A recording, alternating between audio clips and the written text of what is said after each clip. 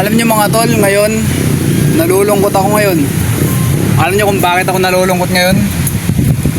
Alam niyo kung bakit ako nalulungkot ngayon mga tol? Ito ang dahilan. Wait lang ah.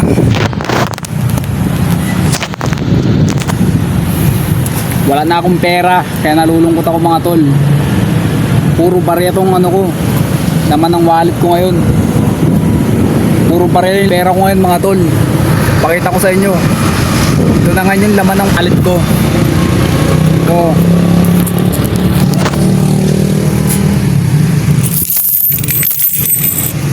Yan. Puro barya. Yan oh. Puro barya yung laman ng wallet ko mga tol. Pampagupit ko pa ngayon yan. Puro barya yan mga tol. Nasa 50. Pampagupit ko pa yan. Nakakalungkot. Yan yung laman ng wallet ko ngayon mga tol. Puro barya yung laman ng wallet ko ngayon. Kaya nakakalungkot. Magpapasko ako na walang pera. Puro barya. Yan.